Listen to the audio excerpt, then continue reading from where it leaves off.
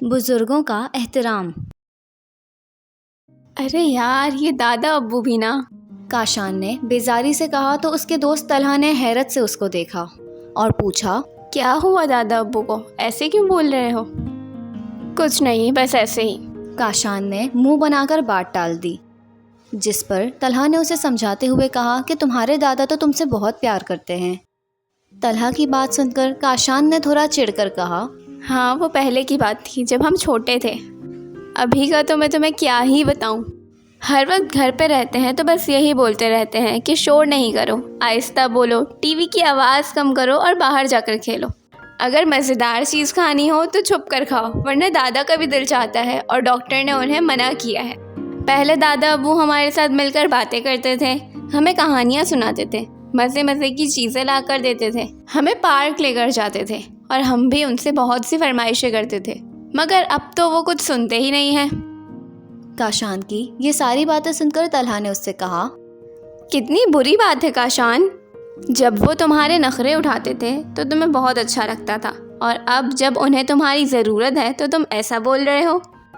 طلحہ کی بات سن کر کاشان نے حیرت سے بولا، میری ضرورت؟ کیا مطلب؟ میں کیا کر سکتا ہوں؟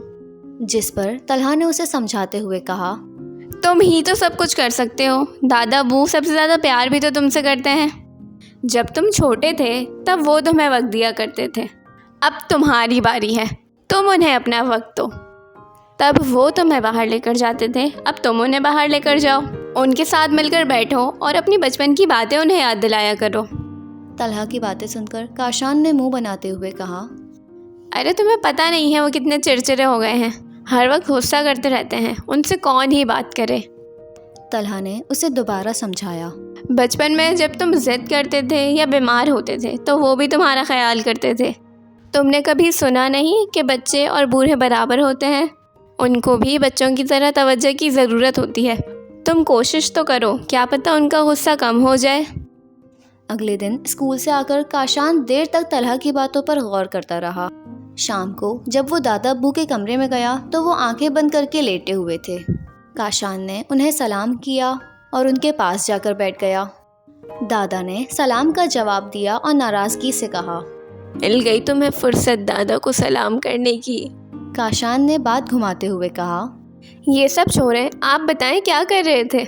جس پر دادا نے تھوڑا غصے سے کہا، کچھ کر سکتا ہوں میں، تم دیکھ تو رہے ہو لیٹا ہوا ہوں، بالکل اکیلا۔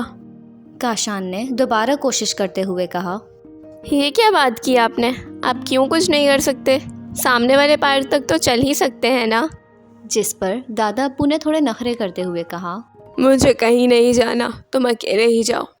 جس پر کاشان نے کہا، اوفو دادا جان، اب زیادہ نخرے نہ کریں، میں اکیلے کیوں جاؤں جب آپ ہیں میرے ساتھ، اب چلیں بھی۔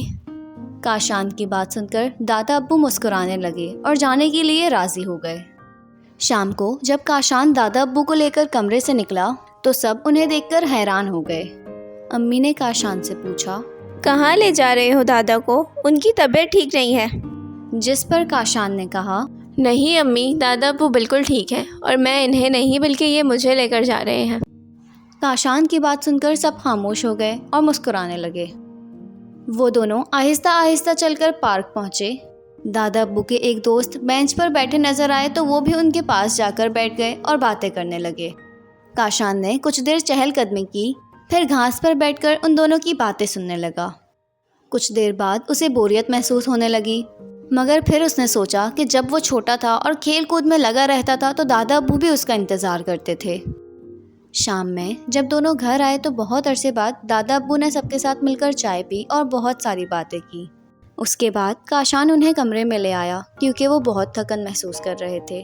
کاشان نے ان سے باتیں کرتے ہوئے کہا، آپ خود کو بیمار نہ سمجھیں، میں روزانہ آپ کو سیر کے لیے لے کر جاؤں گا اور انشاءاللہ آپ بہت جلد ٹھیک ہو جائیں گے۔ کاشان آج بہت خوشی محسوس کر رہا تھا۔ اب کاشان دادا کو پارک لے جانے کے ساتھ ساتھ ان کو پورا وقت بھی دیتا تھا۔ کبھی وہ انہیں ان کی پسند کی کتابیں سناتا جن کو سنتے سنتے وہ سو جاتے، اور کبھی کاشان، اس کے ابو اور دادا تینوں مل کر گیم کھیلتے۔ سب کاشان کو بہت دعائیں دیتے کہ وہ دادا ابو کا بہت خیال رکھتا ہے۔ وہ خود بھی جان چکا تھا کہ بچے اور بوڑھے برابر ہوتے ہیں، बुजुर्गों को भी उतनी ही प्यार और तवज्जो की ज़रूरत होती है जितना वो अपने बच्चों को दे चुके होते हैं।